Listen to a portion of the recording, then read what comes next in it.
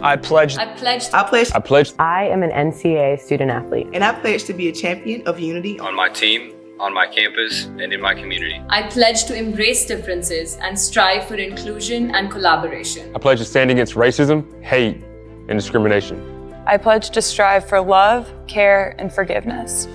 I pledge to stand against silence, deceit, and obscurity. I pledge to strive for dialogue, truth, and understanding. I pledge to stand against fear and doubt. I pledge to strive for trust and belief in one another. I pledge to stand against complacency and stagnancy. I pledge to strive for change and growth. I commit to supporting my fellow student athletes in all circumstances that impact them. I commit to both choosing unity personally and encouraging it for all. I pledge these things because we are stronger together. United as one.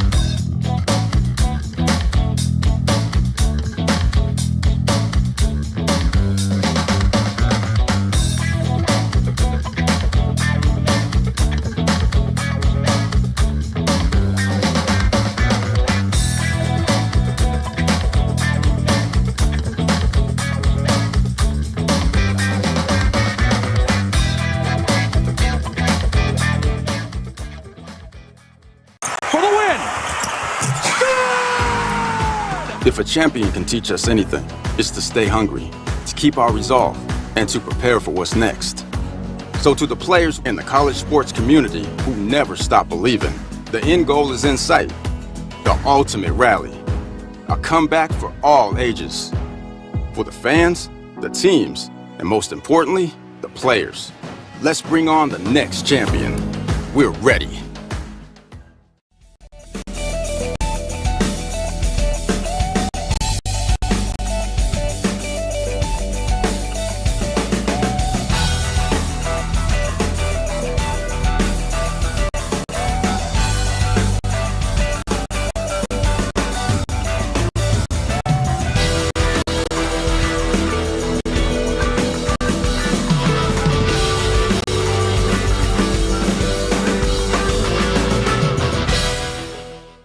Dear college sports, there's light at the end of the tunnel. A return to normal and all we love about sports. You've instilled resilience, focus, and selflessness in us. We've put those lessons to work. We've found strength and unity in each other. You continue to take us places we never imagined. You bring out the best in us. So when we look forward, we see the light at the end of the tunnel. We see a better world for all of us and for college sports.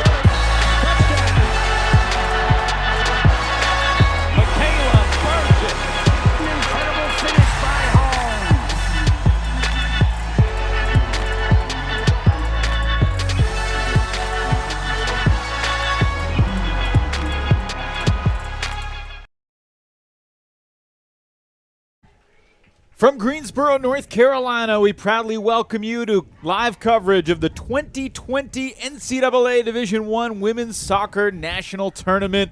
It may be April of 2021, but we've got an unbelievable matchup considering it's a first-round tilt. Two of the 6 unbeaten teams in the field square off in the first round here from Bryant Park in Greensboro.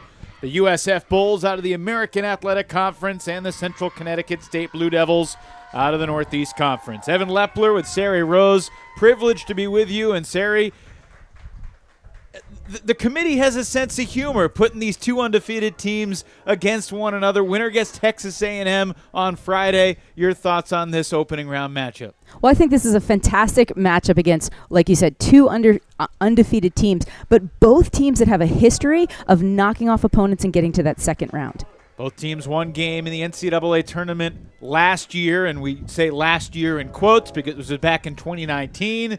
This is technically the 2020 tournament, but forget about the labels. It's magical that we're here under sunny skies in the low 80s, a stiff breeze crossing the field, and the Bulls from Tampa and Blue Devils from New Britain are set for NCAA tournament soccer. USF 9-0-2. Their last loss was 520 days ago. Central Connecticut State is 7-0. Their last loss was 522 days ago. Only one can advance to face the Aggies out of the SEC on Friday afternoon. Well, I think one of the things that we're going to see in all of the matches in these preliminary rounds is the fact that you've got teams that have had very different schedules. We're going to see some teams that have played some games in the fall and then maybe had a long break for the winter and came back and play in the spring. And then you're going to see teams like USF and Central Connecticut State that didn't have a fall season at all. And so that was all a spring season in the fall, got a lot of time, a lot of chance to work with players. It's been a season unlike any other, and yet the 2020 NCAA Women's Soccer Tournament is underway here from McPherson Stadium at Bryant Park in Greensboro, North Carolina. The Bulls and the Blue Devils, both teams very familiar with, I was going to say this time of year, but not really, because an NCAA Women's Soccer Tournament in April is unheard of. But these two teams are perennial contenders in the dance. Central Connecticut State nearly knocked off Georgetown 2 years ago, and they went all the way to the Final Four, beating Rutgers last year in the tournament. USF, 2 wins in the dance last year over Florida and Washington before the Seminoles of Florida State got the best of the Bulls. Well, and I think it's going to be interesting. South Florida is coming up from Tampa. They are used to the weather. North Carolina was breezy and a little cool all week long, but right now we're seeing one of the highest temps in the last 10 days, whereas Central Connecticut had snow a lot this spring. They're coming down, not used to the heat, not used to that weather that we're getting here in North Carolina, and so I think it's going to be interesting how they manage this game and manage players' minutes, not to maybe come out too hard, too strong, and then they get gassed. Central Connecticut State, as Coach Mick Darcy told us, I mean, they'd just be getting ready for conference play 7 games into their season. Well, that's exactly it. They started the season and then actually had to cancel some games, and so they didn't even get a full spring. And here we see South Florida dangerous in the box. Larson, a good ball into the middle, but cleared away by Delaney Lawler for Central Connecticut State. Blue Devils in the NCAA tournament for the 11th time, 9th time under the current coach, Mick Darcy. USF in the dance yet again, the AAC tournament champs. And Cheyenne Dennis is having a little issue with her uniform. It looks like all the players are wearing their heart rate monitors, and it looks like hers has come off, and she's trying to fix it as she's trying to receive a ball from Vivian Bissett. So little bit of technical issues there for Cheyenne Dennis as this game has started, and you see her, she's just tossed it off to the side at this point. College athletes have to be multitaskers and focusing on their athletics and their academics and all the equipment and the ball and the opponent, among other things. How much of an advantage, Sari, do you think is the weather conditions going in USF's favor? Well, I think it's something that, they're used to this. I asked her, was she concerned at all about weather or anything like that? And she said, this is what we're used to day in and day out. It's probably even warmer down there. They have some depth to their roster, so they're going to be able to get subs in. I think, honestly, it's going to be a bigger factor for Mick Darcy's team and Central Connecticut coming down, not used to the temperatures here at all. Talking about Coach Denise Schulte-Brown, the 14th year leader of the USF women's soccer program, just the second ever coach in Bulls women's soccer history after Logan Fleck got the program started in the mid-90s. These two teams have never met in women's soccer, and the interesting thing, neither of these teams have ever played Texas A&M before, and the Aggies are out there watching this one from afar, getting ready for the winner. Well, when you're looking at the tournament this year, remember that all of the games are being held in North Carolina. And so teams that would normally be maybe in a West bracket or a South bracket, and here we see some action by South Florida. Great opportunity through the mouth of the goal. Amanda McQuillan just watched it linger by. It will be a goal kick for the Blue Devils. And what I was going back to is the fact that you're just going to see matchups you wouldn't normally see. South Florida wouldn't probably see Central Connecticut unless it was deeper in the tournament just because of how the brackets would play out. But everything's in North Carolina, so we're going to see a lot of teams that are playing their opponents for the first time or in a bracket where they may have not played their next two opponents. Amanda McQuillan is the goalkeeper for the Blue Devils. One of the many Irish members of the Central Connecticut State squad. Mick Darcy, the head coach, hails from Ireland. The other end of the field, Sydney Martinez, the towering junior from Springfield, Georgia, in her third season as the full-time starter. Her coach said she has been tremendous all season long. And really, both these teams, Sari, just have off-the-charts numbers. I mean, USF has outscored their opponents 22-4. Central Connecticut State has outscored their opponents 19-1. So kind of video game numbers, and now they match up with only one team able to advance. Well, and if you're looking at the strength of the schedule, clearly South Florida has had a little bit stronger schedule. Were able to beat Central Florida. They played and beat Memphis, who's also another team that's going to be in this NCAA tournament. So a little more on the competition side. I think South Florida's faced some more adversity and been able to overcome it. But, every year Central Connecticut State is able to put together quality teams, upset Rutgers a year ago, ended up having a good match against West Virginia, losing in overtime. And so I think it's something where they're both able to get to that tournament and have success. And I think this is going to be a great early matchup. Cheyenne Dennis, one of the anchors of the back line for the Bulls. Up ahead, it's Rosalia Muino.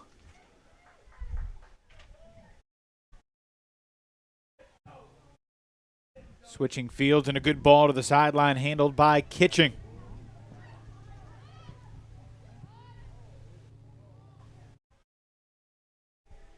And you see the organization of the Blue Devil back line. What do you notice about it? Well, we're seeing them all in a line. They're doing a good job of really staying compressed, trying to keep a high line, but staying organized. You don't see them disjointed. It's one line. It's not two lines where somebody's maybe dropped back a little bit. Battling through the contact, and the whistle will go against the Bulls at the free kick for CCSU. This is one of 8 first-round games scheduled for today. There are 8 more tomorrow. Second round in the women's bracket begins on Friday. Sari, there are 3 games that started at 3 o'clock Eastern. The other 2 have already seen goals scored. Iowa is on the board against Campbell, and Loyola Chicago has taken a 1-0 lead on Denver in other first-round action. And that's a good ball in by Roma McLaughlin. Yeah, Roma McLaughlin is the engine that makes the Blue Devils offense go. She's just a fantastic player. I mean, her work ethic is tremendous. She's able to handle, I think throughout the season, some of these teams have tried to man mark her, and she's just done a tremendous job of not getting the ball but creating space for others. And so she's going to be a player to watch this match. Foul called on Jenna-Rae Cavello, the Offensive Player of the Year in the Northeast Conference. In the NEC this spring in women's soccer, it was Central Connecticut State and everybody else. The Blue Devils dominating competition, going 7-0, their third straight NEC championship. Their last game was 11 days ago against LIU, and they outshot the Sharks 15-1 in that game. Dominating performance. When you haven't been tested all season long and then you come up against another undefeated team, how jarring is that for a player to adjust to the level of competition? Well, I think it's something where it really falls a little bit on the coach and the captains, right? Being used to it. This is a team that's been to the NCAA tournament. They have juniors and seniors that have made it the last couple of years, and so they know what to expect, and I think it's setting them up for it. You know, the interesting thing, which I think, you know, could play against CCSU, is the fact that they have not been on a flight ever until this season. So the players on this squad have not flown in. You know, last time they flown, I think Mick said, was like 20 years ago. So I think there's a little more hype to this event as opposed to previous tournaments where you got to hop on a bus, you were together, you know, and so I think there's maybe a little bit more to this than in past, but a lot of that comes from the experience of those juniors and seniors, the Jenna-Rae Cavello, the Roma McLaughlin, those players that are like, hey, this is what we do. This is when we get to the tournament, this is how we have to be. It doesn't matter what we've done up to this point. It's what we do this next step moving forward. And I think that comes from those senior leadership. And here's a great ball in. Larson got past the keeper, but not on frame. And the Blue Devils dodge a bullet. And that's been a little bit of Larson's history this season. She's a terrific player. She's very crafty. She's good on the ball. She creates opportunities, but she has yet to get on the board.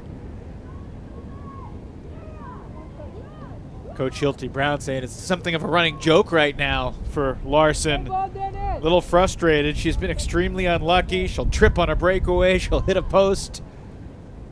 That won't be her last chance today. And that's a great ball onside down the right flank. Here comes Zoe McGlynn. And you see Cavello with that speed out wide. A good service in. Misses the first runner. And miss hit by McLaughlin. Excuse me. And Kitching gets it away. It'll be a throw-in for the Bulls. And that's going to be some of the danger of CCSU. Can they catch South Florida in transition? So they've got speed on the sides with Jenna-Rae Cavello sitting in as the 7, and then they've also got Kelly Brady on the left side who also has some pace. I think one of the things we're going to see is what can the freshman Christina Kelly do? She's been very dangerous all year long, but she's going against two very solid center backs that are at a higher level of competition than maybe she's faced before. And so we're going to see, is she going to try and stay high and receive the ball, or are we going to see her drop more into the midfield to get the ball?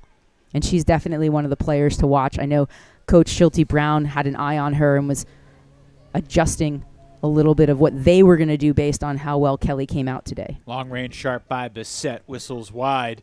Previously, we saw Sydney Nasello get knocked down, the foul called. Denise Schulte Brown has said that it seems like their opponent's strategy this year, USF's opponents, is just to be very physical with Nasello, who's had an excellent year. One of the best players in the country, according to her coach. Well, she is. She's really had to step up and fill the role. And now we see Cavello on the side, broken up there by Dennis.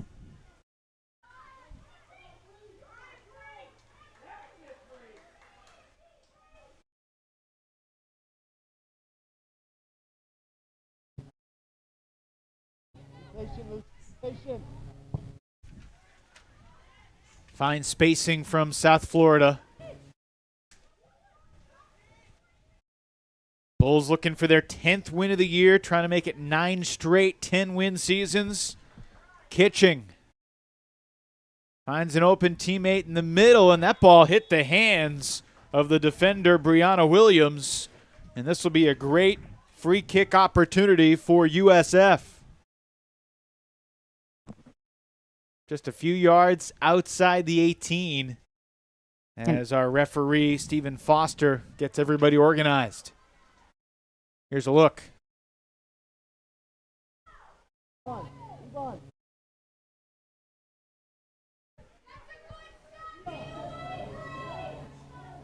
Is it me right now, or that wall was completely off kilter? What's so interesting? They were protecting the flagpole, not the post. Yeah. And they're only choosing to do one in that corner there. Usually you would try and get 3 in, but you've got Kitchings kind of cheated out wide. Not really sure if they may look to try and do something a little cheeky. Paula Lieblich from long range hit the post. Off the crossbar, still in play and cleared by McLaughlin.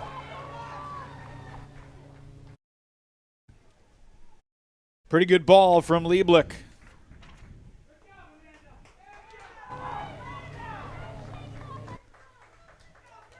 Fulfilling the scouting report, Denise Schulte-Brown saying left-footed and she can bend free kicks. Pretty good example of her curveball right there. Oh, fantastic shot.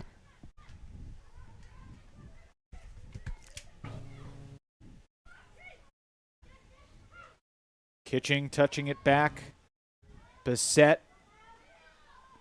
Again, USF settling in now.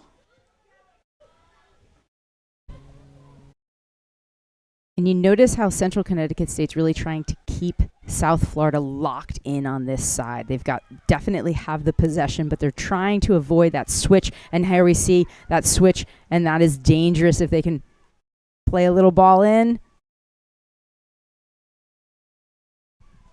Certainly the Blue Devil defense will be tested today far more than any other game all season.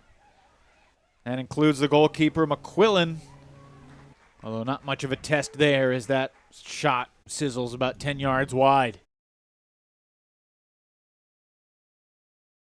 And UFC's definitely kind of settling like in like you said. We're seeing them get a little bit of a possession. We need to see a little more dangerous runs by those forwards, and I think Central Connecticut's starting to block up some of those passing lanes, and so it's going to be interesting to see what type of movement we get to try and see if they can't open up the Blue Devils.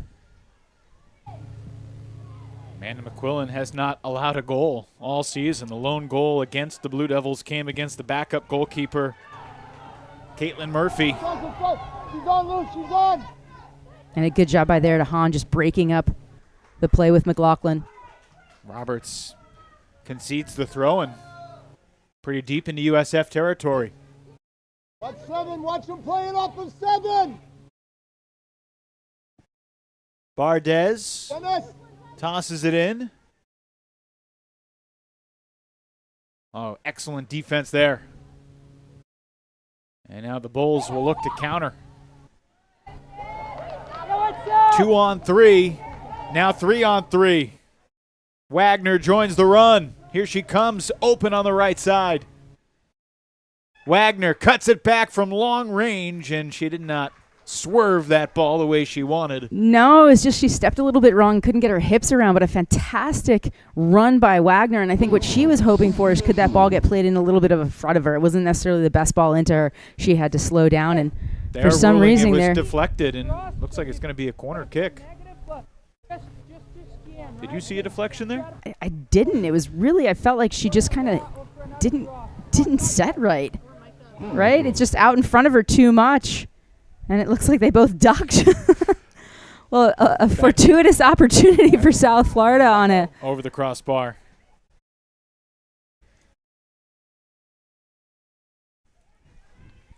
Maybe it's the April rules for the tournament. Right. We didn't get the memo. 48-team field. Entering the tournament, Sarah, there are 7 undefeated teams in the nation.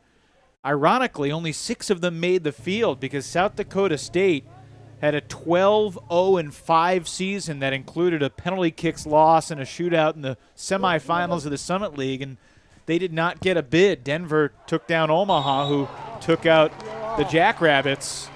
So 6 unbeaten teams in the field. That includes the top overall seed, the Florida State Seminoles. And something that to note is Central Connecticut State coach Mick D'Arcy was actually Mark Krikorian's assistant at Hartford back in the day, and now Mark Krikorian having tremendous success at Florida State. Both do a fantastic job of recruiting international players to build their programs. You don't need to tell USF. They remember facing the Seminoles, even though it was more than a year ago, about a year and a half ago. Late November 2019. From long range, Bardez deflected in the box off the knee of Atkinson harmlessly. Tess Atkinson has been quite a story. The senior, one of the many Connecticut natives, 16 players from the Nutmeg State on the Central Connecticut State roster. And Atkinson has played offense most of her career, but they needed some help on the back line. They moved her to center back, and she has been a gigantic asset for the D-line. Well, and you see that a ton in college soccer. You get these players that are forwards, they have the speed, they're good on the ball, and then you have a hole open up and they can fill it. And here we see they are a foul again. Yep, play it. Kelly got knocked down. During your playing days, they didn't just move forwards to the back line and vice versa? All the time. I tried to see if I could play up top at one point when we were having trouble scoring. You belonged in the goal, Sari. What'd the coach say when you begged for some time on the front line? Well, you know, he sort of laughed, and then they were doing a shooting activity. I went in and I tagged him with the ball or something.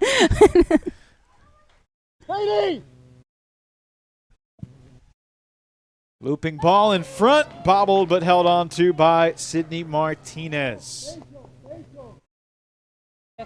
And Martinez is the type of player where the simple things she's going to make look simple. We saw her drop that a little bit there, but in reality, she's one of those kids that doesn't really make the obvious error, right? And she also does a tremendous job of making that one save that can change a game.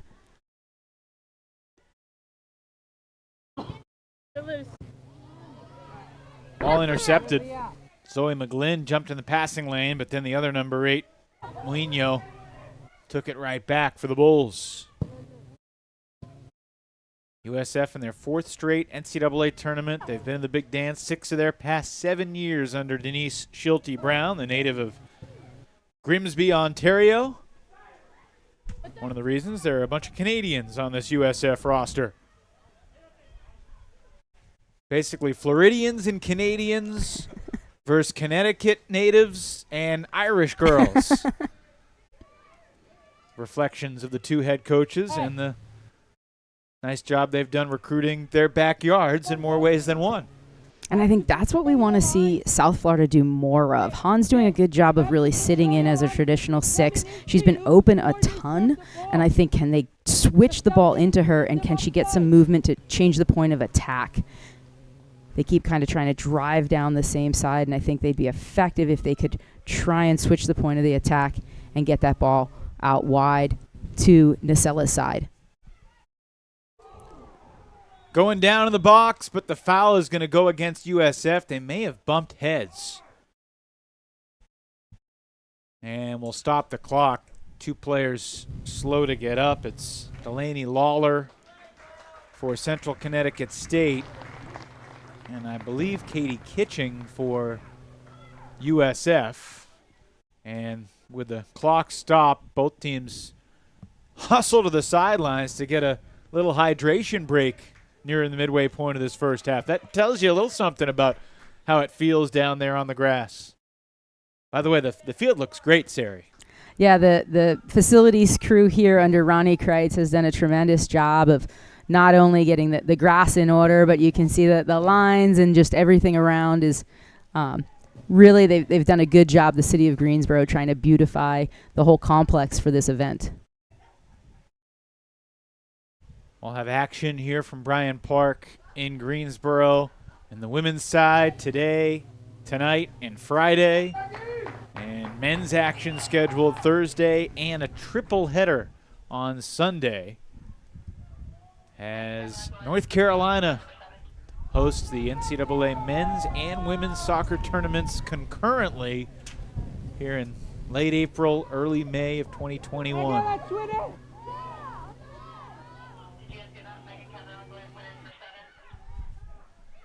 Ball taken away by Rosalia Muino. Defended well by Atkinson. Muino touches to the perimeter. And it's kept in bounds nicely by Kavanaugh. Megan Kavanaugh started 8 matches this year for the Bulls, but coming off the bench late in the season.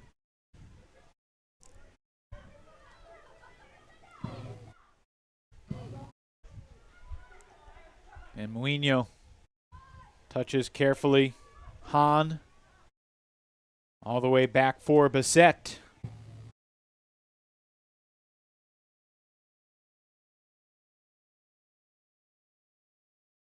Crafty move on the dribble.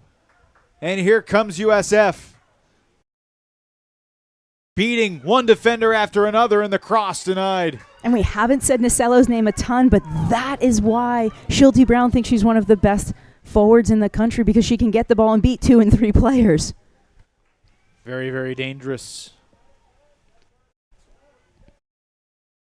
When you've seen her do that once as the opponent, how does that change the way you respect her going forward?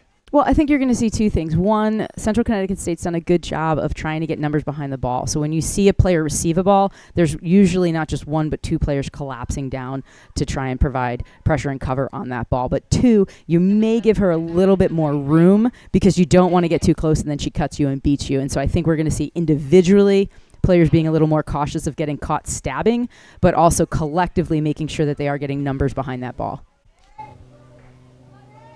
Looper near the sideline. Kavanaugh keeps it in. But her supportive pass looking for Roberts trickles across the sideline.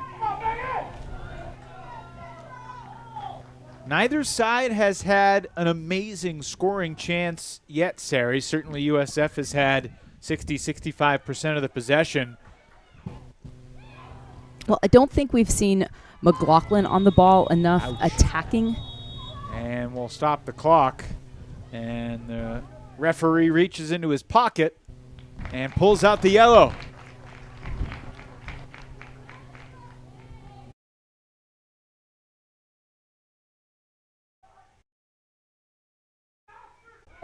Look out. CCSU turned it over, and Nasello circles the wagons. And I think what we're going to see is if Nasello's not getting the ball, I think we're going to see her trying to drop in a little bit more, or we may see her move into that central 9 position instead of being out wide. She hasn't got as many touches on the ball as I think Coach Schulte Brown would like to see her get. You mentioned the Tony DeCicco connection to Central Connecticut State. DeCicco, the late coach of the U.S. women's national team, he and Darcy go way, way back. And after the 2016 Olympics, Tony DeCicco actually became a volunteer assistant coach for Mick Darcy at CCSU. To the delight and disbelief of his team.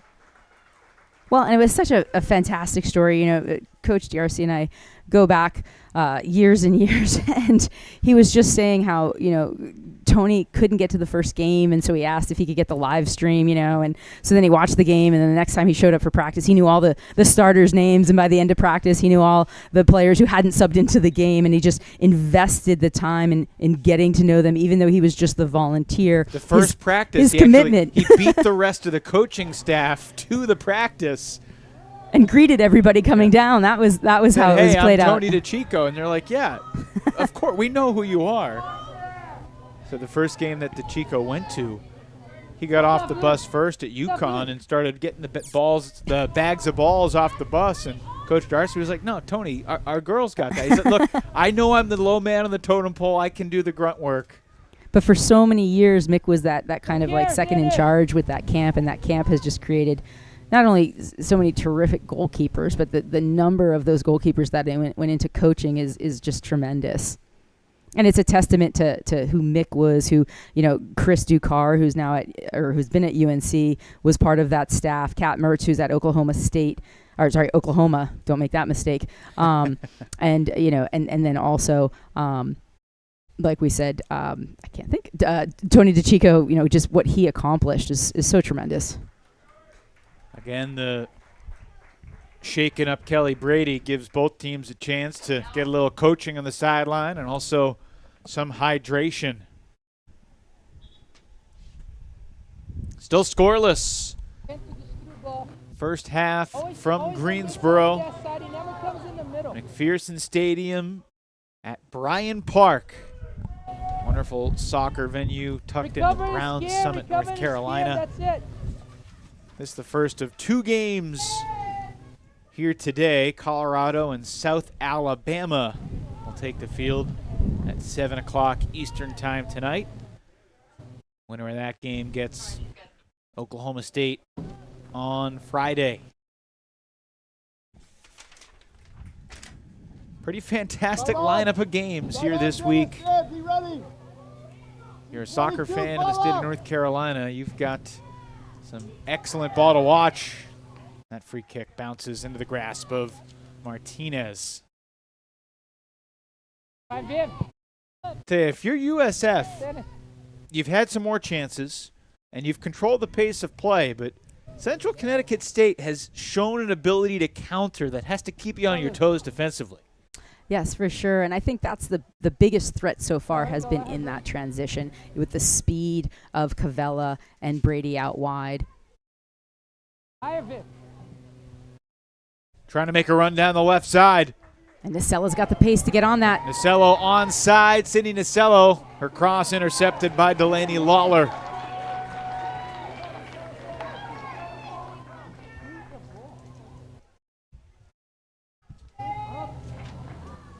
USF, though, not done.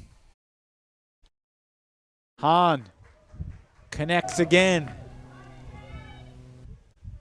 To the top of the box, that pass was destined until it was cleared away. And you see the quickness there of Nacella, even in those tight spaces, just her ability to accelerate in. And once again, I think that's going to be something that Schulte Brown's going to want to see more of in the second half. Can they find Nacella, whether that's over the top or her moving centrally, and now they're trying to play her in more. Great turn there. But once again, there's 2, 3, 4 Blue Devils right there to break it up.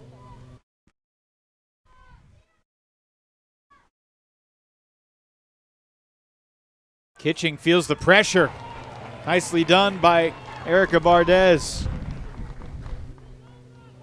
What would you say about the CCSU defense so far today? I think they've done a good job. I think part of it is just making sure that as they tire, they're still doing the work, right? Not just kind of getting back part of the way, but getting back all the way into the right position, making sure they're getting their looks in, right? We've seen Kitching's number 7 kind of always cheating, and I haven't seen Bardez checking her shoulder all the time. I'd like her to make sure that she's always aware of what's out wide. Do you expect that to be more of a mental struggle or a physical battle for CCSU? I think it's going to be a combination, right? As it gets hotter, as that fatigue sets in, are they going to be as focused as they were in the first half?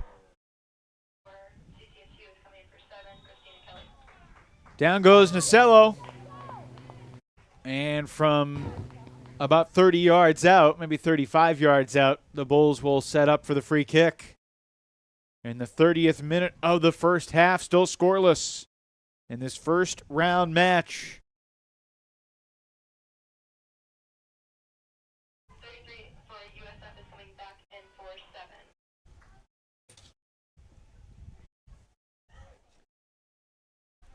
Viviane Bissett lining it up.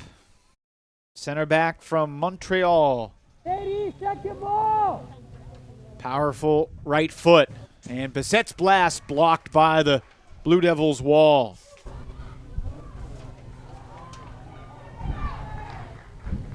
Calmly played to the outside by Dennis. And here you're seeing this run and a little more movement up top by South Florida. Another cross, but that one touches the bar. And I was screaming the run of Wagner, but they didn't hear me. So, but I like that movement with midfielders looking to get into the attack. Certainly both these teams would be better off if you were down on the sidelines coaching, but we're glad you're here up in the booth. Your broadcasting background complements your coaching background brilliantly. Sari Rose, who played at Wake Forest. Evan Lepler with you from Greensboro. And Central Connecticut State has subbed out the freshman Christina Brady and put in number 16, Jamie Collimore, the junior from Connecticut as well. And then we saw Kavanaugh go back in for Kitching. They call the foul on McGlynn. She didn't like it. Quickly restarted by Roberts. And that's the right idea, but you can see Nacella's like, you're tagging me with that ball, right? She needs to just put that ball on the ground. Can she find her feet, or can she run onto it? That was a pretty incredible acrobatic touch by Nacella to not give that away. Maintain possession, which USF still has. Cross in front, headed away, but not out. Both players go down, and the foul is on USF. CCSU will clear. And I think they called a handball before the tangle up. But, you know, CCSU is a blue-collar team, right? So you're going to see them play hard. You're going to see them make the appropriate foul when necessary in transition. I think USF is also a very strong team physically, but they only had like 80 fouls this season, whereas they were out-fouled by almost 30 or 40. So I think that, you know, CCSU, once again, they're going to be smart in when they foul and hopefully limit them far enough away where it won't be a dangerous free kick. Mishandled briefly by Brady, and that was all it took for USF to regain possession. Look out down the left side. A lot of space over there. Cavello trying to play catch-up. Does.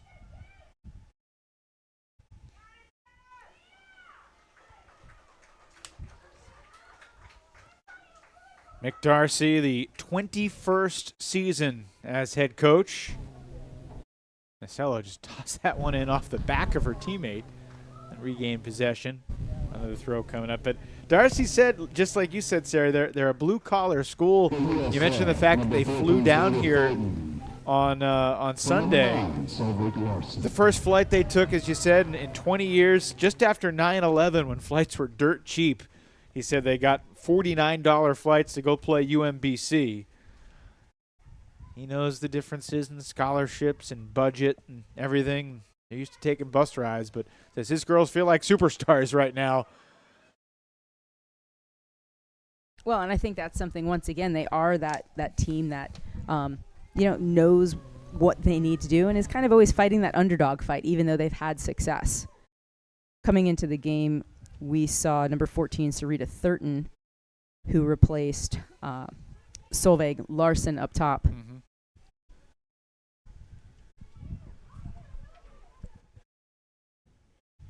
Both teams trying to utilize their depth, considering the conditions, and also considering the winner of this game is to come back on Friday against a very good Texas A&M team that's 11-3 out of the SEC. 7th seed in the tournament. South Florida was a little perturbed that they weren't one of the top 16 seeds. Well, coming in, they were ranked as high as 19th in the country at the end of the season, and so I think they were hoping for maybe a better seed. Once again, the Northeast Conference, probably not one of the stronger conferences, but you look at the success of Central Connecticut State, that it's like, oh, we got to play those guys. Yeah, play one of the other undefeated teams. I mean, this could very well be the only matchup between undefeated teams in the entire tournament. And Cavella's going to take a little break here with 10 minutes left, and they're going to let They're going to let number 18, Abby Chase, have a run at it.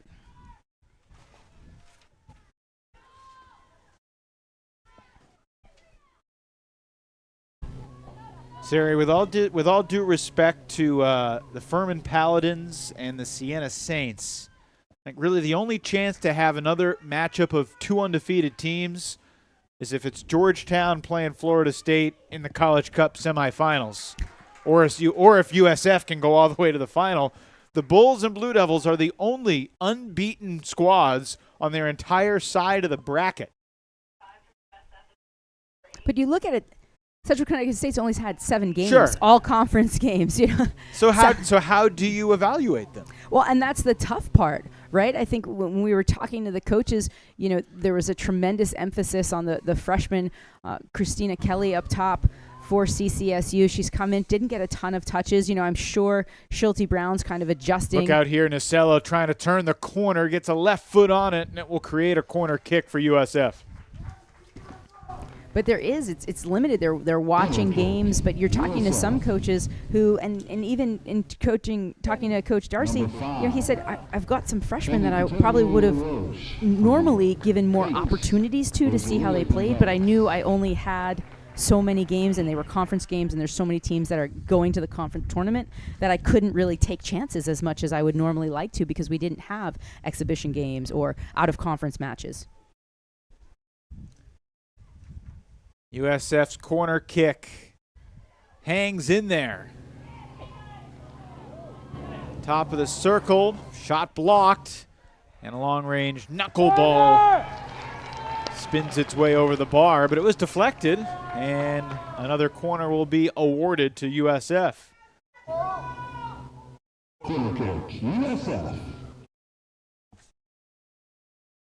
Just about 8 minutes to play in this first half.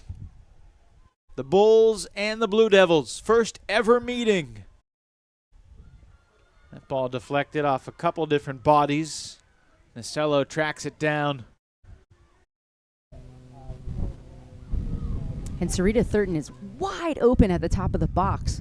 There's 4 Central Connecticut players around her, but not one of them checked their shoulder to see where she is. She's come in and she's really given a little bit of movement and been able to get into spaces, but here's the Blue Devils in transition. You see the wave of forwards pushing up,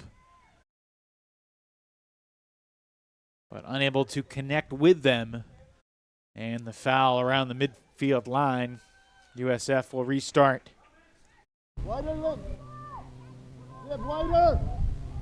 Bulls expect to have several of their seniors back in the fall.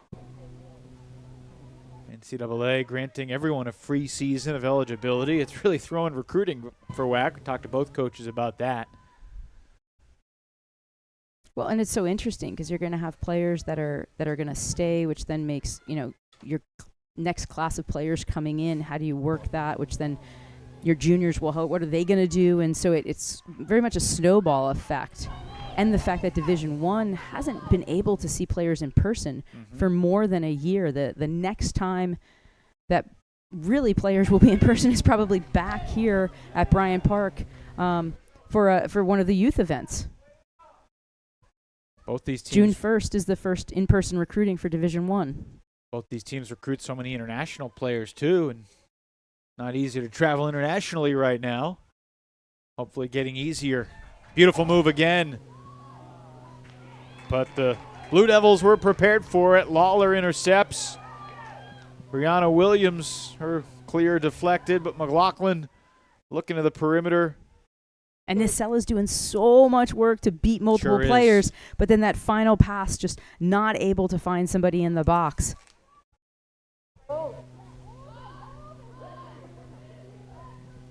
Bissett touches to the middle.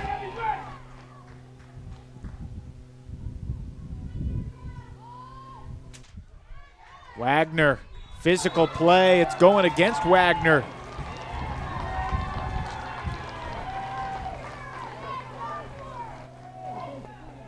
Bardez just getting tangled up again.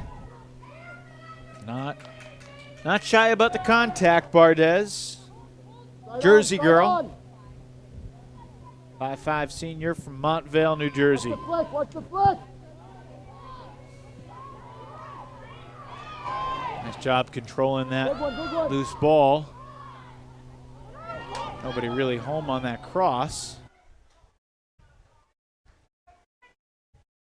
Nobody home on that far sideline either as we go under 5 minutes to play in the first half. And you see Darcy making some subs now. We saw Bree Williams sort of stretching, bending over, trying to get her breath. Bree Williams, who's number 13 on the team, but she's actually number 6 in position-wise, and she just sits in there and is kind of their unsung hero, just breaks up play, kind of spreads the ball around. Central Connecticut State, can they strike first? Martinez with a diving stop. Blue Devils will have their first corner of the half. And Abby Chase looked a little bit in slow motion there, trying to get that shot off, but a great opportunity here in the final minutes. Just all of a sudden, the Blue Devils with one of the best scoring chances of the entire match thus far. Martinez does a good job of just getting low and making that save. Dennis! Lucy, one step back!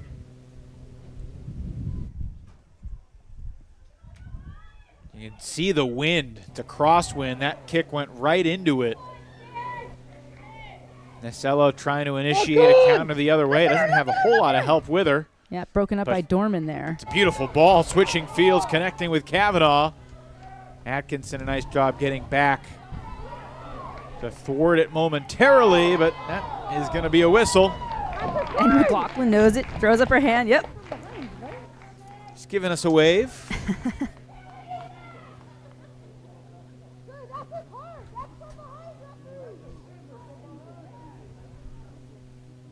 So the names that we thought we would hear more of in this match were Christina Kelly up top. Haven't heard much from her. She's now off the pitch. Roma McLaughlin has been much more active defensively than in the attack. And then also we're seeing Nasello coming on a little bit more later in this second half than she did in the second part of the half than she did in the first half, but want to see her on the ball as much as we can for USF. Long range shot handled by McQuillan. And Amanda's in no hurry to restart play. It's a good feeling as a goalie to hold the ball with two hands, right? Just hang on to it, stall the game, give everybody on your team a little bit of an opportunity to rest. They've worked so hard. They want to make sure they don't let up a goal late in the final minutes. And Thornton with a little bit of a push there, it looked like, on number 17, Delaney Lawler. They didn't call it, though, so it's throw in here for USF. Thornton trying to add to the physicality of the moment. Under 2 minutes to play in the half now. Will we see a clean sheet? They just called an illegal throw there. You don't see that very often. Pulled up the back foot, I believe.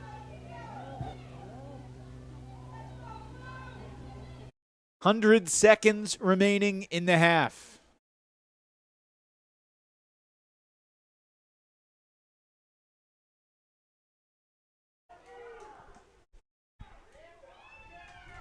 These are two teams that, Sari, both have good offenses, but both have had off-the-charts excellent defenses. And we're seeing some chances, but we're seeing the defenses stand tall here.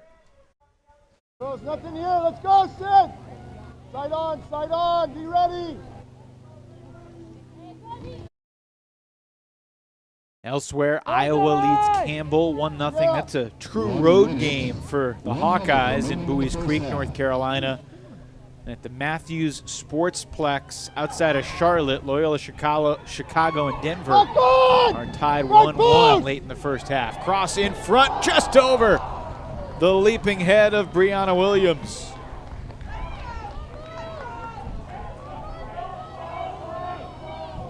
Pretty good chance. You're seeing the Central Connecticut State fans starting to get riled up in this last minute, cheering them on. Not a lot of them, but they make up for their lack of volume with their intensity. It is nice to be at a sporting event with fans in the stands. Final 10 seconds of the half. 9, 8, 7, 6. Atkinson deflects it. It was last touched by USF, and that takes us to the break. Scoreless. The Bulls and Blue Devils. Neither has suffered a loss in the last calendar year, and neither of these sides wants to go home from the tournament early. Well, and I think it's a little bit of what we were expecting, right? Two undefeated teams coming in. They both have had a history of success, and now they're going to battle to a 0-0 half, and we're going to see what happens in that second half. How does the weather, how does a little bit of fatigue play into this, if it does at all? Yeah, breeze picking up. That's good news to cool everybody off a little bit, but an exciting 45 minutes in the books. South Florida and Central Connecticut State first round action of the NCAA Women's Soccer Tournament here in Greensboro. We'll be back with you for the second half in just a bit.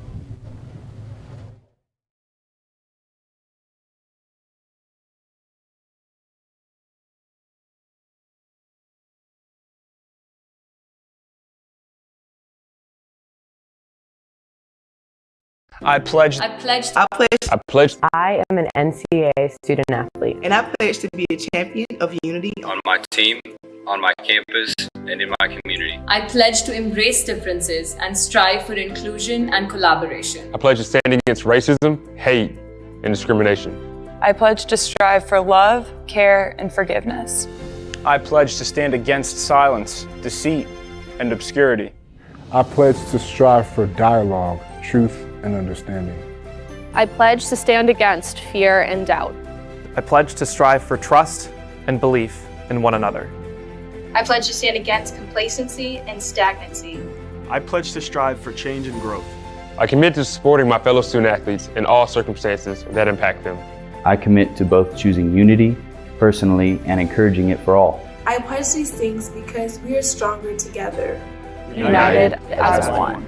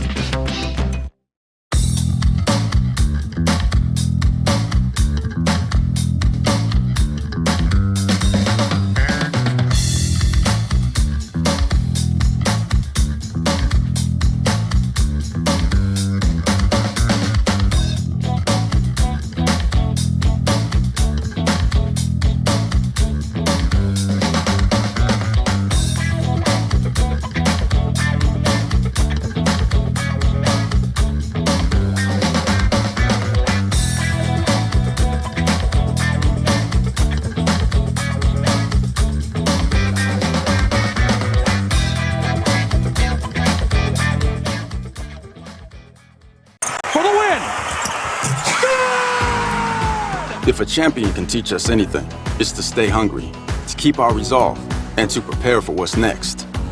So to the players in the college sports community who never stop believing, the end goal is in sight, the ultimate rally, a comeback for all ages.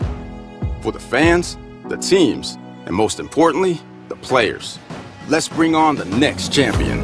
We're ready.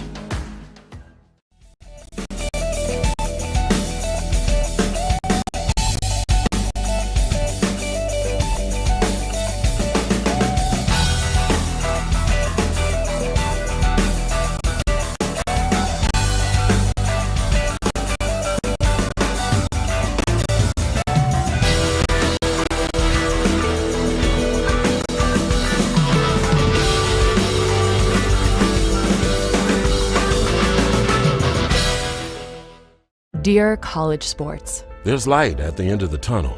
A return to normal and all we love about sports. You've instilled resilience, focus, and selflessness in us. We've put those lessons to work. We've found strength and unity in each other. You continue to take us places we never imagined. You bring out the best in us. So when we look forward, we see the light at the end of the tunnel.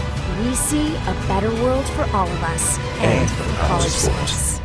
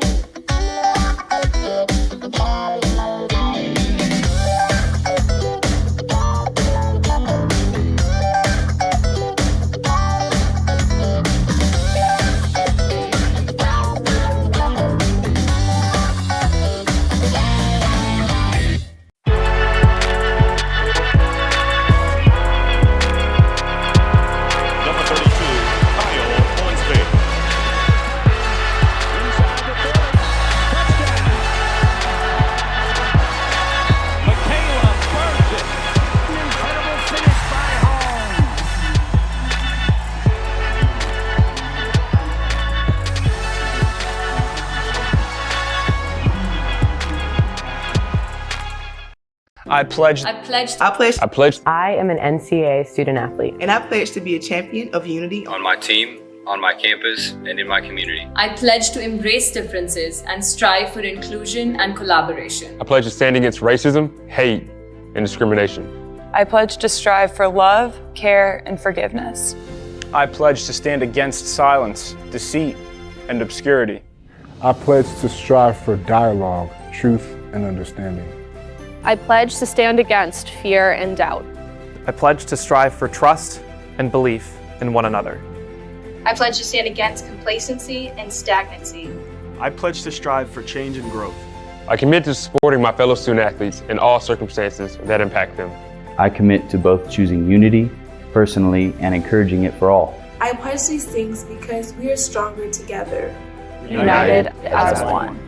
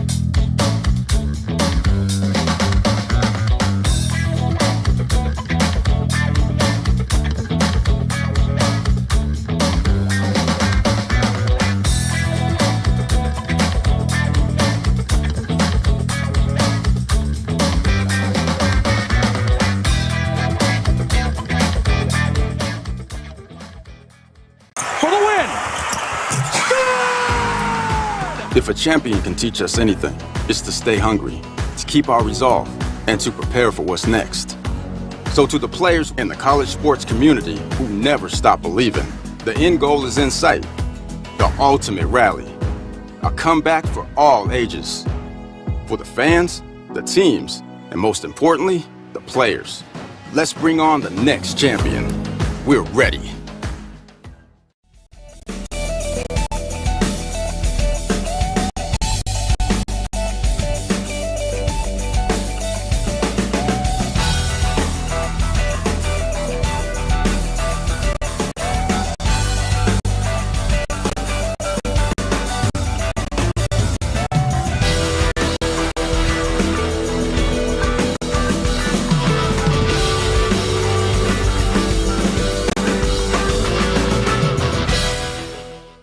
Dear college sports, there's light at the end of the tunnel. A return to normal and all we love about sports. You've instilled resilience, focus, and selflessness in us. We've put those lessons to work. We've found strength and unity in each other. You continue to take us places we never imagined. You bring out the best in us. So when we look forward, we see the light at the end of the tunnel. We see a better world for all of us and for college sports.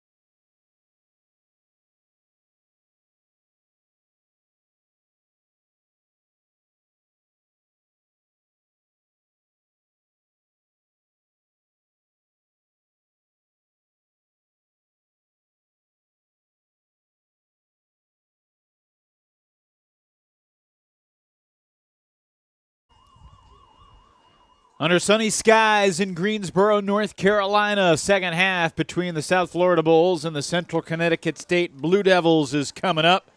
Evan Lepler with Sari Rose, and an entertaining first half despite no goals going on the board. Sydney Martinez and Amanda McQuillan solid for their respective teams in the goals. And again, these are two teams that have not conceded goals really throughout the season. USF has given up 4 goals in now 11.5 matches.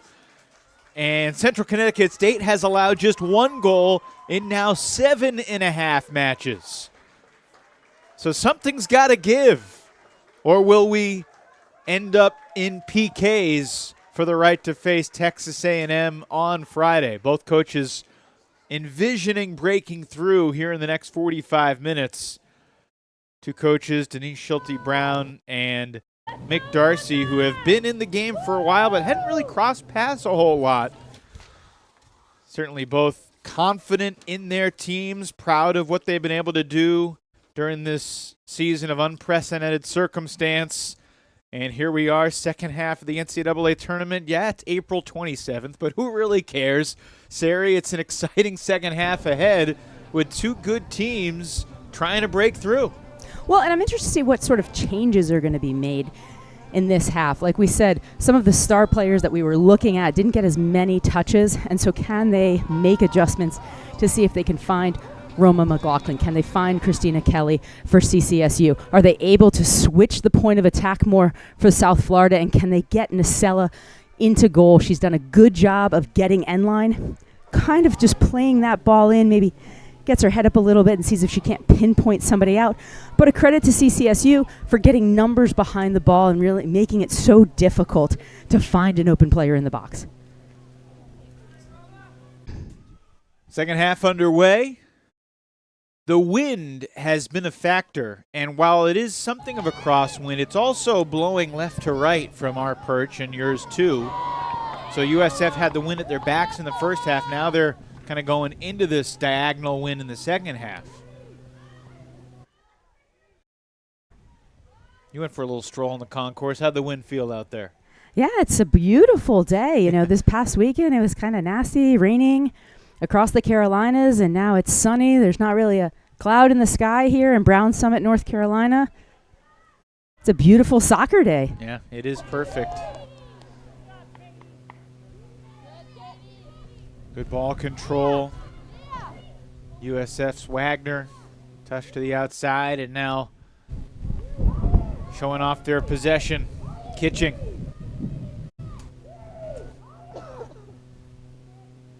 And now we see Nacella all the way over on that side. I was looking forward to Nacella being on the near side of the field in the second half, but apparently she's switched positions on us. Free kick, though, for USF. 90 seconds into the second half.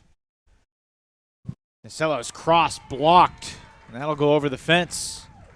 Whose job is it to retrieve the balls in the woods over there, Sari? Well, we have some amazing volunteers here from the NC Fusion Soccer Club and a couple of volunteers as well from the NC Fusion Soccer Foundation, which is the outreach arm of the organization. For those who have never heard of the NC Fusion, what should they know about them? NC Fusion is a club that provides soccer across all levels in the Triad, Winston-Salem, Greensboro, and High Point. Physical play. Play on, says our referee. And Cavella with her arms up, screaming for them to try to see it, but they just can't see her. Number 8 from University of South Florida, Rosalia Moino, doing a good job of keeping the ball on that side. The opposite side of the park is wide open, but the Bulls just have the Blue Devils compact, and now you see a turnover, and here's Nacella, and that play on, the advantage given. Nacella going right at Delaney Lawler, but unable to get it on frame. Nacella down again. All season long, she's gotten her butt kicked. And she just does a tremendous job of running with the ball and taking players on. But you see there as they were collapsing in, just kind of an errant ball there. Mm-hmm. Now, USF has had really nice possession, some good passing. they've lacked the finishing strike. Yeah, I think in the final third, they just haven't been able to really, get those runs in the box to try and get on the end of that Nacello ball back. We sometimes call it a bangoo, where you dribble in line and then you cut it back. Dating myself by probably using that term. A bangoo? Bangoo. You're not that much older than I am, and I gotta say, I've not heard that phrase, that term. I like it, though. I might have made it up. Okay, that works.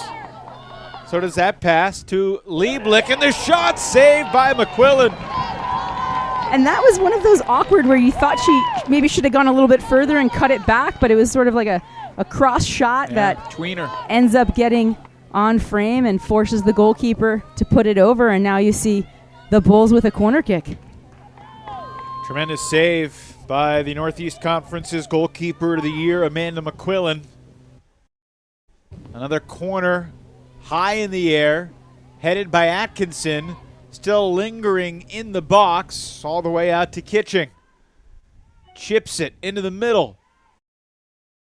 Mourinho was waiting for it, but didn't have a clean chance. Recovers, and not much on that blast. It bounces for McQuillan.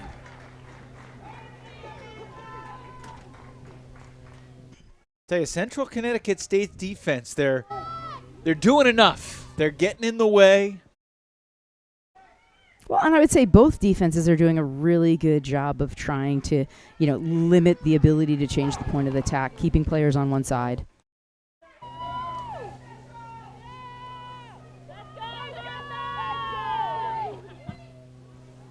One of the keys to the game, Mick Darcy told us, be patient. Don't try to force. We can play back, do our thing, wait for our time to strike. If we get too aggressive, that could allow USF to really seize control. McQuillan out of her box. Beautiful ball to the midfield. Perfectly connecting with Kelly Brady, and it'll be a Blue Devils throw-in.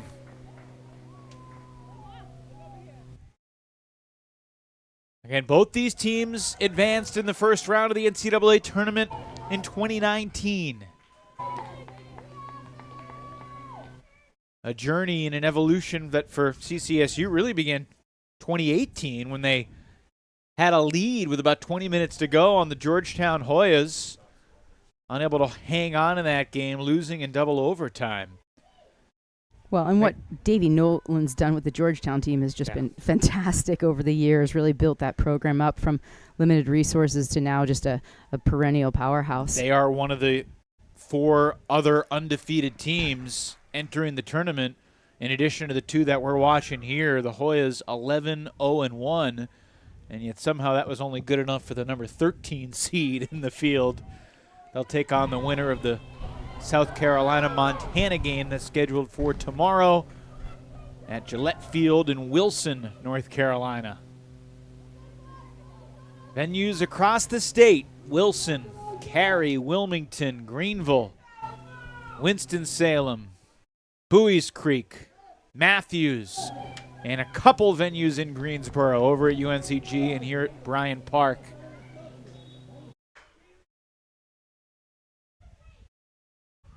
Can CCSU break through? Goalie's out of position. Martinez came out pretty far. Oh, nice job by McGlynn there. That shot on goal will not test Martinez too much. Cavella puts it on frame, but not much there. And that initial service in is just one of those balls you hate as a goalkeeper, right? It's kind of just in the fray where you're wondering, do I have the range to come out and get it clean, or do I maybe stay back on my line and just get the header, right? And so you see her get caught in the fray and just not able to hang on to it. But once again, a good effort there by Martinez to stay big, and it still has the clean sheet. As a former goalkeeper, do you empathize with that split second of panic when you enter the fray and realize you've misplayed it ever so slightly? Oh, exactly. And it's something now we see the Bulls in transition here. Mourinho to the outside for Lieblich. Corner kick coming up for USF. people always ask why goalkeepers seem to be better with age, and part of it is you know your range, you know where you can go, you have a little bit better calm sense of what you can and can't do, which helps you in those situations. Touched for Nasello. And they are going to give the foul. She'll restart quickly. Kitching's cross, headed into the back of the goal. The Bulls strike. USF leads 1-0 here in the second half. And you see there, number 17, Kiara Hahn, the German, on the back post, able to get on the end of it in a great effort by McQuillan, but just a great service in, and you see Hahn just in a terrific position and just puts it right back the way it came. McQuillan got a fingertip on it, but unable to make the stop. So USF leads 1-0. Striking in the 54th minute, Kitching with the assist. Number 17 with the goal, Kira Hahn. Number 7 with Katie Kitching with the assist. Now that certainly changes things, Sari. Now CCSU, who's had to pick its spots, needs to get a little more aggressive.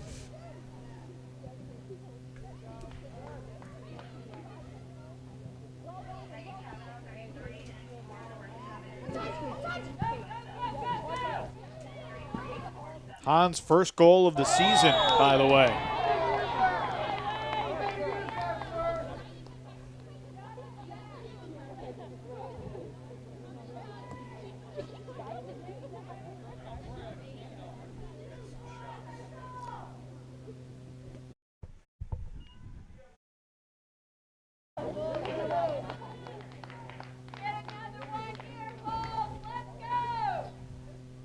USF with an opportunity to potentially double its lead. McQuillan jumping around in the mouth of the goal. In front, another header, and a dangerous ball as the Blue Devils defense dodges a bullet. 10 minutes gone in the second half, and the team out of the American Conference series starting to seize control here. Yeah, and I think that's one of the things where, once again, CCSU has only given up one goal this season. They have never been behind, and so can they settle and can they recover? Because I think it's something where South Florida has gotten the goal, and now they've gotten the confidence, now they know what they can do, and I think they're going to kind of keep pounding at that door. Incredibly physical play right in front of the two benches.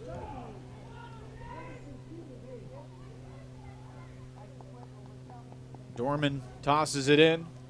Jenna Ray Cavello trying to turn the corner and beats a couple defenders. Some miscommunication, and the cross nicely defended by Cheyenne Dennis, received by Cindy Martinez.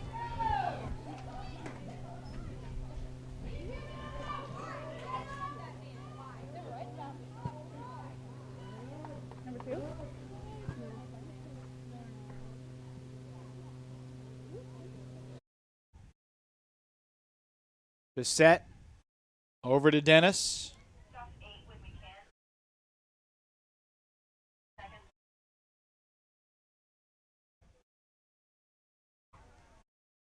During a lull in the action, Sarah, I just want to say I really like both teams' uniforms.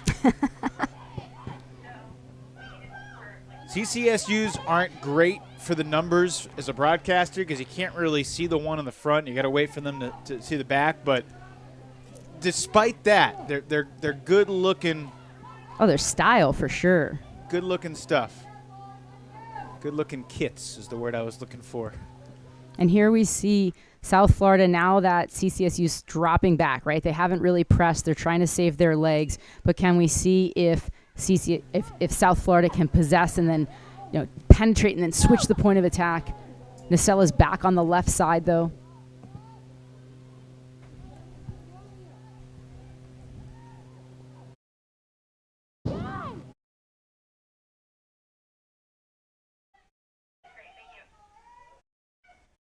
Good quickness there. Nasello breaking away into the box. Nasello with a laser right into the chest of the goalkeeper, McQuillan.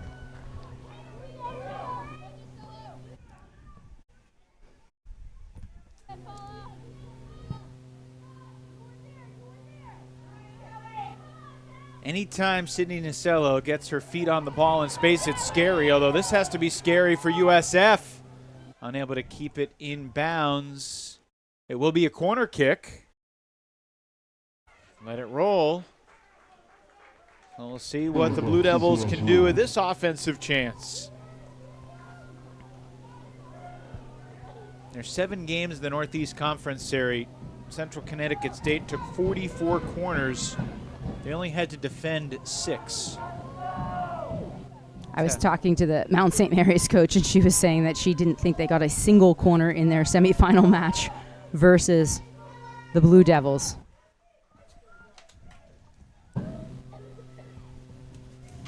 Looking for the equalizer, and Atkinson misplayed it.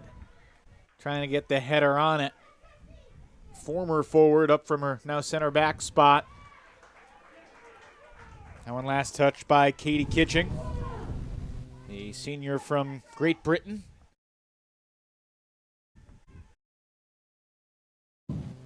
Cool international flavor on both these teams. USF with players from England, Spain, Germany, Iceland, obviously plenty of Canadians, and 13 Floridians. Nasello just plays a different speed as everybody else. She does. She just has that quickness about her, both with and without the ball. That's a good ball. Lieblich touches to the middle. Lingering there. Larson unable to threaten McQuillan on the net.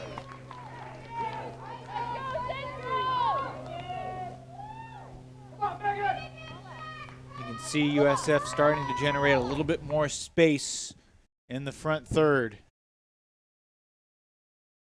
Byproduct of CCSU needing to be a little bit more aggressive at the other end.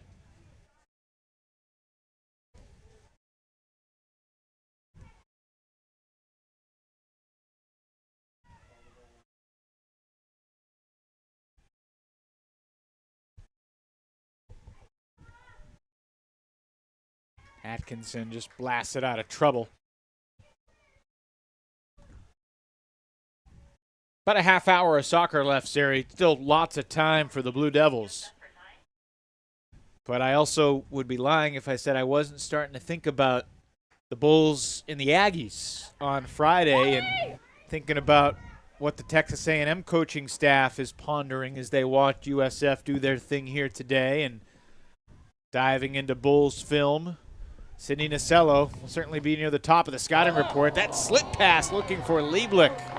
And a great little ball in, but a good job though by Sydney Dorman just spinning around to put that ball out, even though it gives up a corner.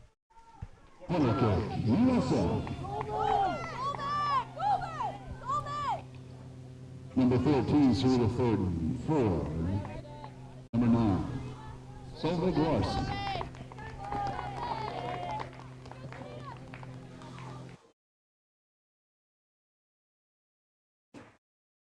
Again, play it short on the corner. And nicely done defensively. Nobody really home making a run. Cheyenne Dennis with all sorts of time plays it back to Sydney Martinez.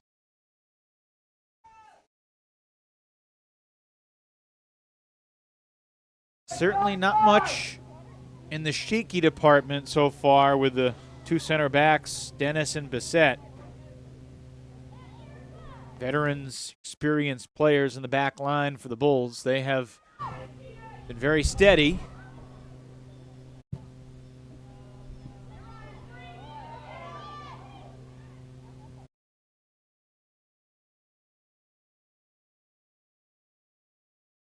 Plenty of black jerseys surrounding the ball when Blue Devils have possession.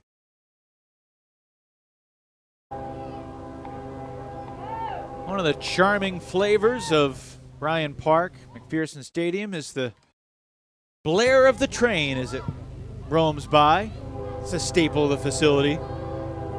They host so many tremendous tournaments here, and it's always timing it. So and you never really know when it's going to come. It could be a 20-car train, or it could be a 45-car train that takes 10 minutes.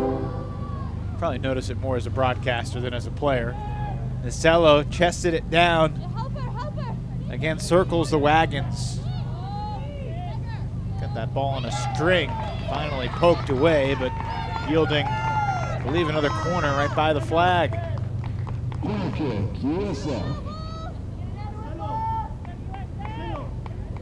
By the way, I mentioned South Dakota State going undefeated, 5 ties, losing in PKs, not making the tournament.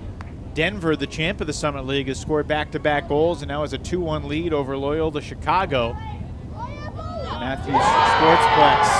USF scores again. It's 2-0 Bulls.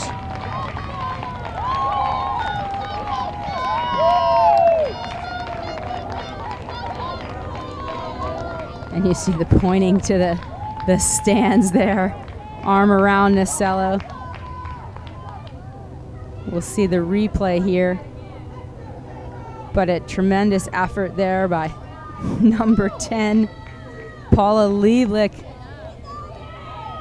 Great ball in.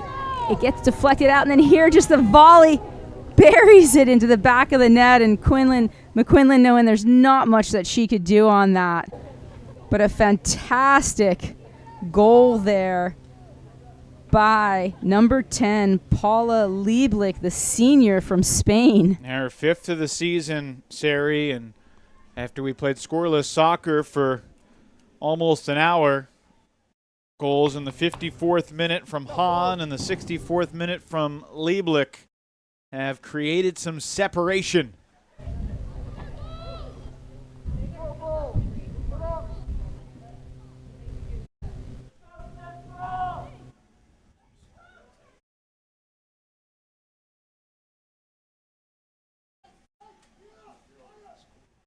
Plenty of coaching going on right now, but we're still awaiting the go to resume play. Stephen Foster, the referee, standing in the middle of the field. The alternate official, Ryan Nee, seemingly holding things up.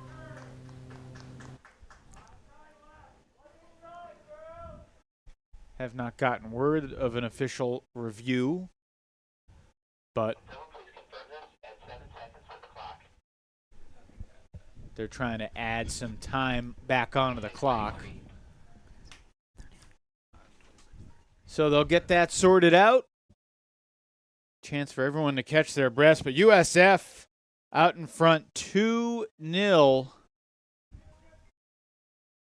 Hahn and Lieblich. European flavor. Goals from a German and a Spaniard.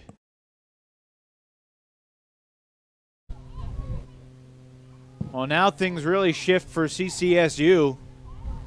Not only their first deficit of the season, but their first multi-goal hole to dig out of.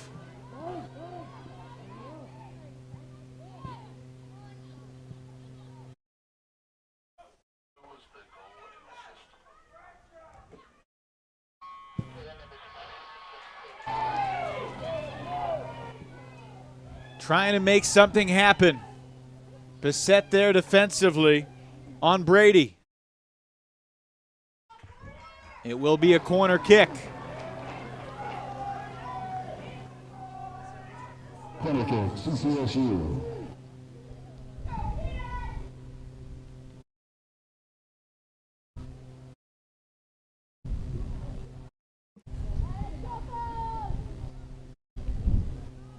Before you can score 2, Sarah, you got to score 1.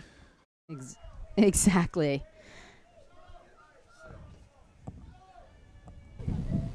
Zoe McGlynn, Erica Bardez nearby. It'll be McGlynn to take it.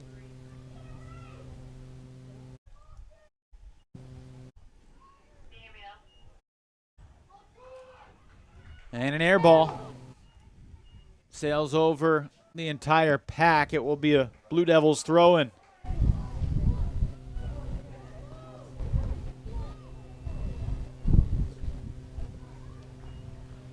Under 25 minutes remaining in the second half. 2-0 USF.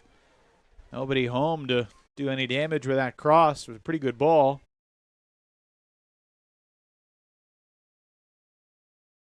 Nasello, key creator. Coach Schulte Brown called Nasello maybe the most creative player I've ever coached, which is high praise, considering Schulte Brown's career at her alma mater, UMBC, and then at VCU. And considering the fact that last year she graduated Evelyn Viennes that had 25 goals and 3 assists for 53 points. Yeah. Just didn't pass that much, Via. No, I'm just kidding. Well, she scored 73 goals in her career. I was going to say last year Nasella did have 10 assists. Right. So maybe she was just feeding Viennes the ball. Vienne selected 5th overall in the NWSL draft in 2020.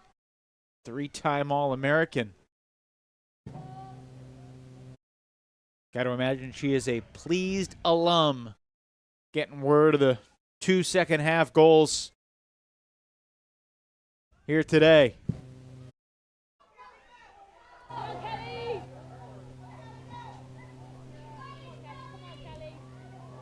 Blue Devils continue to battle, but USF has been a step quicker. And another opportunity brewing here. A lot of space for Sabrina Wagner.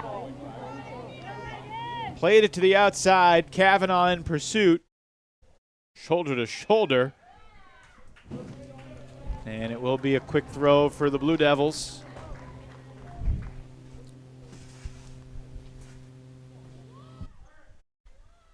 Right back to the Bulls.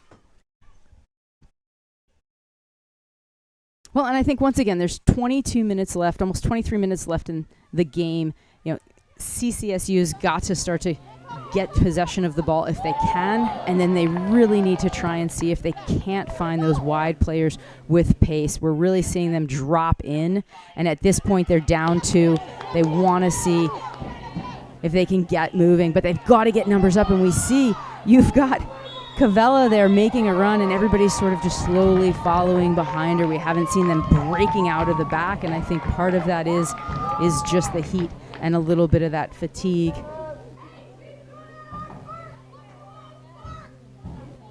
Central Connecticut State, again, a team with a great track record in the tournament, took Georgetown to the brink 2 years ago. Last year beat Rutgers in the first round, and then gave West Virginia all Mountaineers could handle before WVU ended up prevailing in double overtime.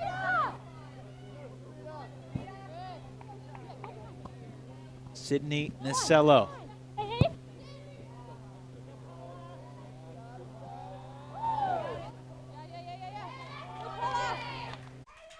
To throw in the corner.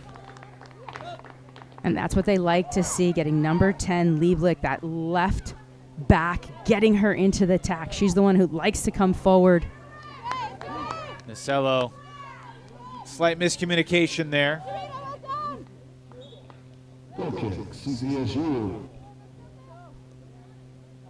Fanny Pelletier-LaRoche checking in for the Bulls, replacing Hahn. For USF, number 5, Fanny Pelletier-LaRoche, 4 number. Again, USF, if they can hang on, 17, will take on the Texas A&M Aggies, you know, about 70 hours from now, Sari. So pretty quick turnaround.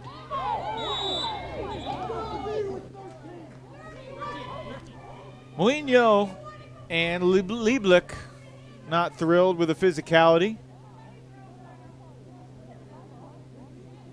Stephen Foster not pleased about it either. And you can't wrap both arms around your opposition. It was not an affectionate hug by any means.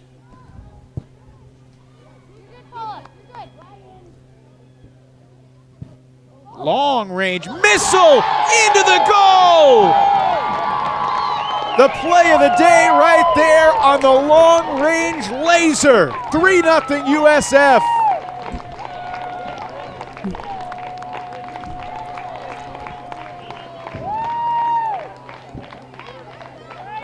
Vivian Bissett with a boomer.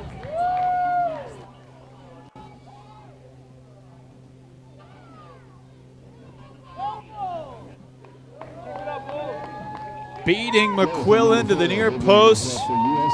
And USF cements its control here in Greensboro.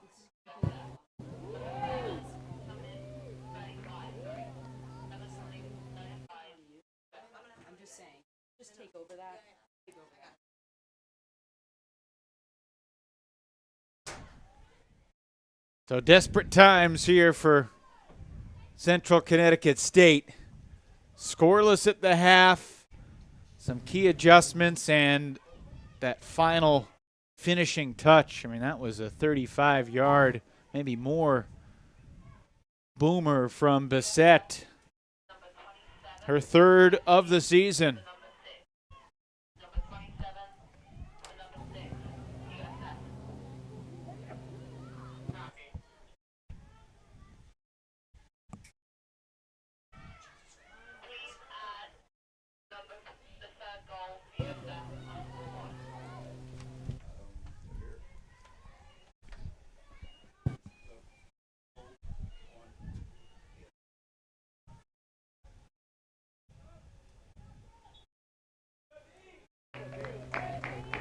So the substitution parade continues for the Bulls. Aideen O'Donoghue, the transfer from Pittsburgh, checks in. Breather for Lucy Roberts. Coach Schulte Brown was telling us hadn't been home to England for a long time, couldn't get home for Christmas. Here comes Thurton.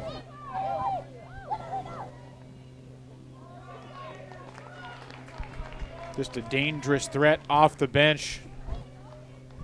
Thurton, just a freshman. Started 8 games this year.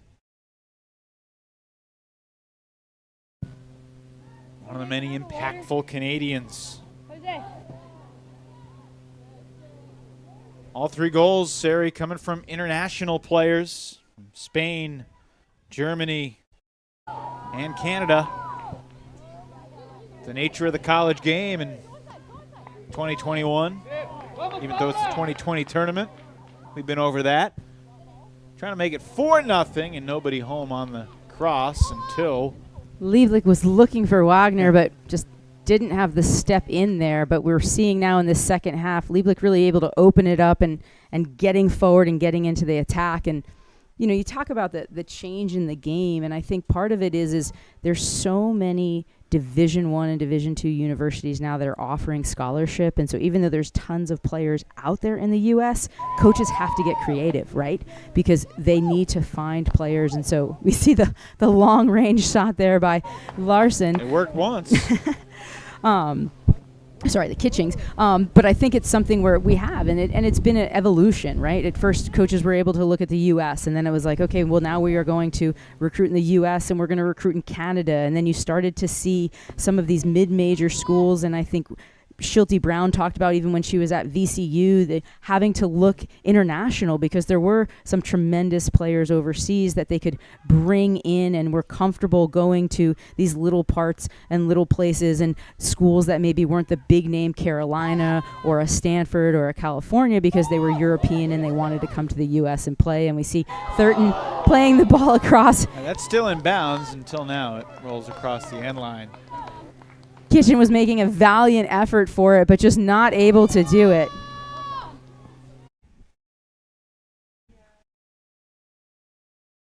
Well, it's been such a change from the first half, Sarah. USF, as we assessed, controlled the pace in the first half, but CCSU had their chances, stood tall defensively.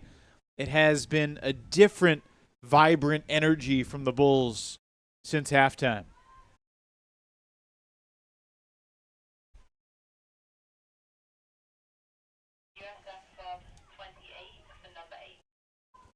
And USF's not slowing down.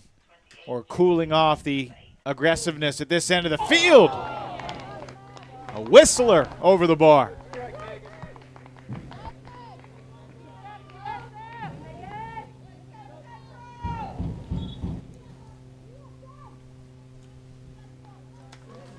USF starting to make those subs, because you made a great point earlier that they've got to turn around and play the next game on Friday. And so it really is just 2 off days, but they're going to start to go to their bench a little. It's more of a comfortable lead at 3 with 15 left, although they know that CCSU will not give up. Chloe Zamella and Madison Waltz into the game for USF. Going deeper into the bench than they even did in the American Championship game when they smashed Cincinnati 4-0. Just a week after playing the Bearcats to a draw in Ohio on a rainy, miserably day when they were missing a few key players. So Coach Schulte Brown wasn't incredibly surprised that they bounced back to beat the Bearcats 4-0 in the AAC title game. But an impressive performance nonetheless. Sadie Martinez got her 7th shutout of the year in 11 games in that one. 14 minutes away from her 8th shutout of this bizarrely named 2020 season here in late April of 2021. I guess the goal right now is to make it to May, right? Let's make it to May. You can still be alive come Cinco de Mayo. You'll throw a party. Well, and we're seeing just the Bulls having a lot more time on the ball and able to penetrate, right? At the first half, the Blue Devils were doing a very good job of just getting 2 players behind a ball, staying compact, making sure that they had pressure and cover. But now the game's sort of opening up a little. There's more gaps, and the Bulls are taking advantage of that.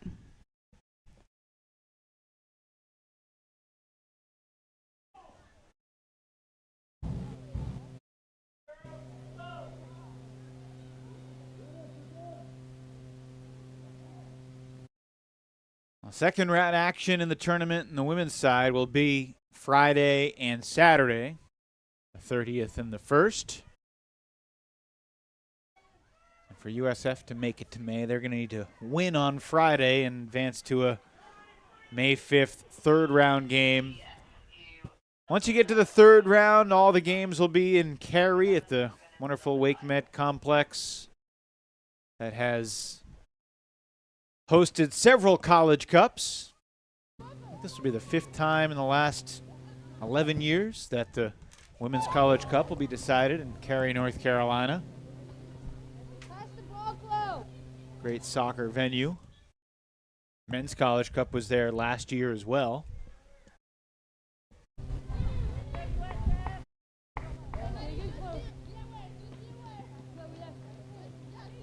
Well, Lindsay Stevenson's coming in. Kelly Brady, freshman from Tompkins Cove, New York, the Northeast Conference Rookie of the Year, may have played her final minutes of her freshman season. Sari, the secret is she's technically a freshman again next year, too. Well, and I wonder if she'll be eligible to be 2-time Northeast Freshman of the Year. Technically, I think she's got to be. And then she could have that stat for the rest of the lifetime. It's going to be bizarre looking at records and distinguished accomplishments going forward. I'm looking forward to seeing like the first 29-year-old 12th year senior or something because of injuries, transfers, and feels inevitable at some point. As we said to the coaches, you know, if you can bring in a freshman or you can bring back a senior, which one do you want to do? If it's a senior that you like and has already grown up with you and that you trust, not to say freshmen don't do good things for your program as well, but... Well, and I mean, just think of the mess in terms of scholarship and scholarship money and what the universities are able to do. And I think it's something where, you know, every university is a little bit different, but, you know, it has that snowball effect. And I think it'll be interesting what happens in years to come as a result of players adding time, going to graduate school, etc. Obviously, the ramifications of COVID on the real world are more important than the ramifications of COVID on college athletics, but we're paid to talk about college athletics, so that's our specialty. Here's Kavanaugh. Well defended. Autumn Skorinsky. Skorinsky playing in her 5th game as a freshman for the Blue Devils. And the Bulls have about 5 players lined up at half, looking to get minutes, possibly even giving Sydney Martinez a break as well. Yeah, sure looks like Kat Harmon is... She was standing at midfield for a moment. Now she's gone back to the bench. Now she's back to midfield. We'll see if she checks in. 3-0 with just over 9 minutes to play. CCSU. And look at Roma McLaughlin on the ball. She knows she's got numbers, but she can possess under pressure. Back to Dorman. Looking for a little 1-2, but just a little out of sync. And this is a great substitutions on the part of Shilty Brown. She knows she's got this game on Friday. She's getting a number of players minutes. I always love it, even though you don't necessarily always want to share the shutout. But I do love it when you sub the young goalkeeper in. You know, Kat Harmon's a sophomore. Make sure she's getting some minutes, especially the opportunity to play in an NCAA game is important. Getting that experience. Harmon getting her 2nd straight appearance after not playing in the first 10 games. She played the final 9 minutes in the American Conference title match against Cincinnati. And you've got to love that, right? So they go up to Cincinnati. They sub a bunch of players the first time they play Cincinnati because it's the last game of the season. End up losing and then come back to win 4-0 in the conference final. And we've got a CCSU player down on that far side. Bit of a calf cramp there, it looks like. And you got to love, look at this sportsmanship here by the Bulls. Coming over there, helping the opposing player out by giving her a stretch.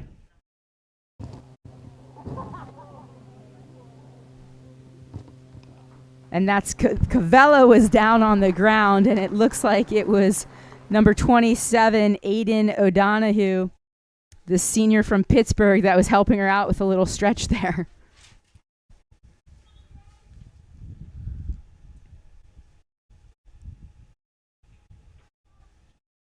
Merchandise is not available to today's event. For great championship gear and memorabilia, shop online. They stopped the clock with just over 8 minutes to play.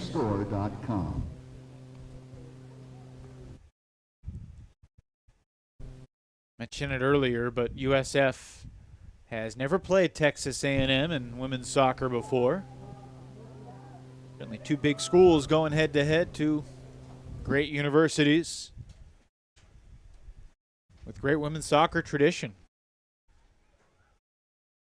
And, you know, I think you can make a pretty good argument that despite the lack of a seed, the lack of a number by USF names, that game on Friday, Sari, is going to feel like 2 of the best 16 teams in the country fighting for one spot that's available in that Sweet 16.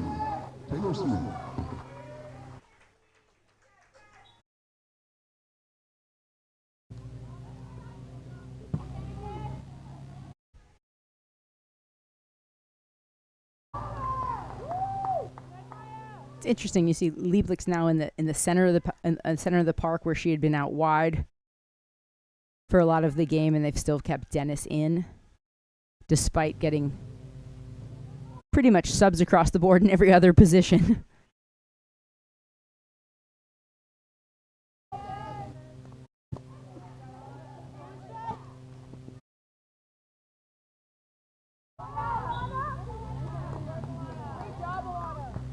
Alana Luchman Singh touching it back.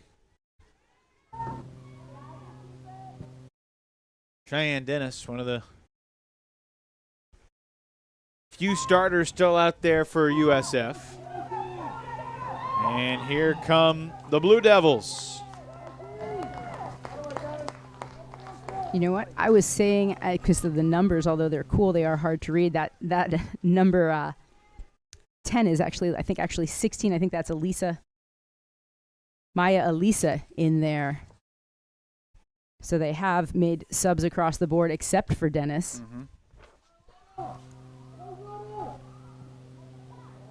In front. Kat Harmon, the substitute goalkeeper, has to stay on her toes, but it'll be a goal kick. Goal kick, USF. Elsewhere in first round NCAA tournament action, Iowa scored in the opening minutes against Campbell. That has been the only goal. They're in the 86th minute in Bowie's Creek. Hawkeyes 1, Camels 0. And after Denver conceded an early goal against Loyola of Chicago, University of Denver has a 3-1 lead, 3 unanswered for the Summit League champs. Under 5 minutes to play in Matthews, North Carolina there. Colorado and South Alabama will be the nightcap here in Greensboro at Bryant Park. Tricky dribble, cross in front. Elsewhere in the Old North State, Navy and New Mexico, Bowling Green and Ole Miss.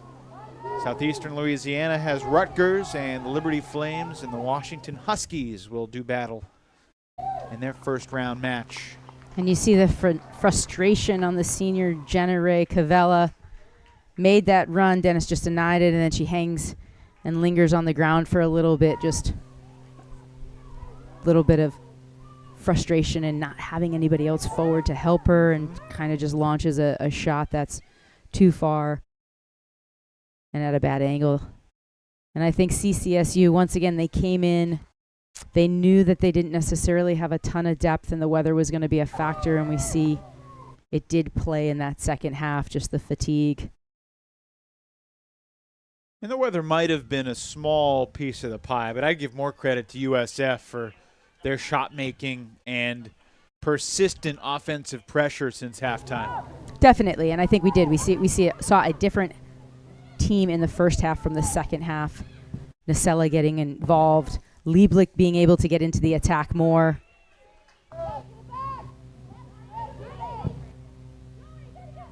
They had a number of opportunities, but we said they weren't really able to find the back of the net in the final third with that little bit of finesse. They were missing something in the second half. They were really able to get on board. Great strikes on goal, fantastic header.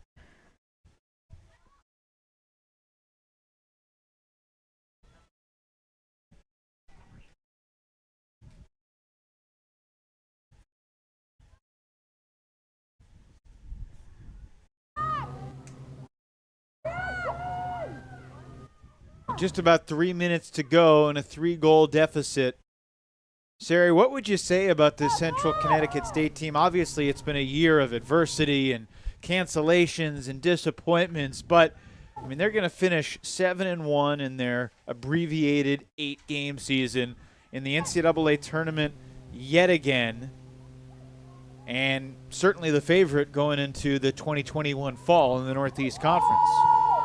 Yes, for sure. And we see this service in here, not able to find anybody on the back post, but great effort here by the Bulls to gain possession again.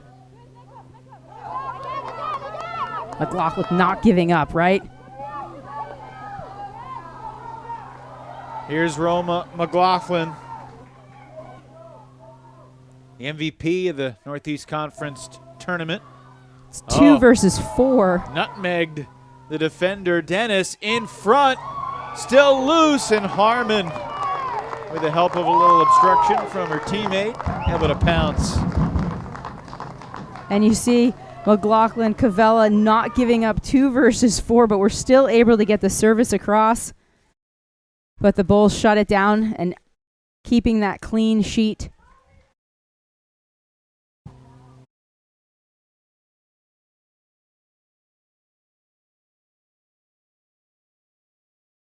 No one there for the one last touch that Central Connecticut State required.